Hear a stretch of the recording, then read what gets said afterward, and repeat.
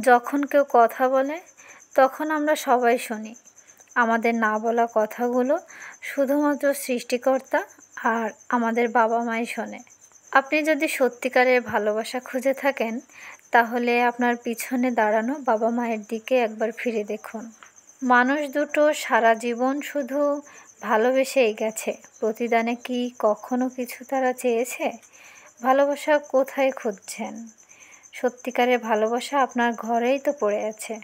আপনি তাদেরকে কষ্ট দিন, দুঃখ দিন, তাদের ভালোবাসা বুঝুন আর নাই বা বুঝুন, তারা আপনাকে ভালোবাসবেই। আপনার কিছু হলে কারো চোখে যদি পানি চলে আসে, তবে একটু চোখ দুটো বন্ধ করে ভাবুন সে মানুষ দুটো আসলে কারা। হয়তো তারা আপনাকে অনেক বেশি সুযোগ সুবিধা দিতে পারেনি, কিন্তু একটু ভেবে দেখুন, তারা আপনার স্বপ্ন পূরণের জন্য তাদের সাধ্যের বাহিরে গিয়েই সকল কাজ করেছে। হ্যাঁ, তারা তাদের সাধ্যের বাহিরে গিয়েই সকল কাজ করেছে। আমার কাছে ভালোবাসার সবচেয়ে শ্রেষ্ঠ উদাহরণ হচ্ছে আমার বাবা-মা। 1000 বার জন্ম নিয়েও তাদের ঋণ কখনো শোধ করতে পারবো না।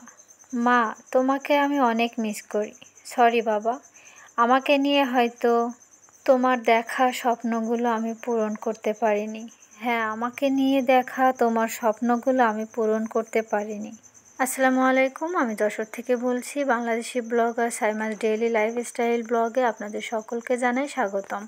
কাছের এবং দূরে, দেশ এবং দেশের বাইরে যে যেখান থেকে আমার আজকের ভিডিওটি দেখছেন, আশা করছি সকলেই আল্লাহর রহমতে ভালো আছেন। আমরাও আল্লাহর রহমতে সকলেই ভালো আছি, আলহামদুলিল্লাহ। আবারও চলে এলাম আমার নতুন একটা ভিডিও নিয়ে। আশা করছি আমার আজকের ভিডিওটি আপনাদের কাছে ভালো লাগবে, তাই পুরো ভিডিওটি না টেনে দেখে যাওয়ার জন্য অনুরোধ জানাচ্ছি প্লিজ। আমাদের এখানে দীর্ঘ 3 মাস ধরে বর্ষা পড়েই আছে। একটানা মনে হয় 1 মাসের বেশি বর্ষা ছিল। পুরো 1.5 মাস একেবারে প্রতিদিনই বৃষ্টি হয়েছে। এমনও দিন গেছে সারাদিনই বৃষ্টি হয়েছে। আর তারপরে বাকি 1.5 মাস বৃষ্টিও হচ্ছে আর মাঝে মাঝে রোদ হচ্ছে, তবে রোদ খুব কম, বৃষ্টি বেশি হচ্ছে। আর আমরা যেহেতু গ্রামের মানুষ, গ্রামের মানুষের কাজকাম একটু বেশি থাকে, তো সেজন্য বর্ষার জন্য আমাদের কাজকাম করতেও একটু কষ্ট হয়। কিন্তু কি আর করা, আল্লাহ যখন বৃষ্টি দিচ্ছে মেনে তো নিতেই হবে। যাই হোক, আমি আজ রান্না করেছিলাম, প্রথমে তালের বড়া করেছিলাম। তালের বড়া পিঠা বানানোর পরে আবার দুপুরের জন্য রান্নাবান্না বসিয়ে দিয়েছিলাম। তো আমি লাউ দিয়ে তেলাপিয়া মাছ রান্না করেছিলাম। আমার ভিডিওটি কেমন লাগলো সবাই কমেন্টে জানাবেন। আজ এ পর্যন্ত, সবাই ভালো থাকবেন, সুস্থ থাকবেন। আল্লাহ হাফেজ।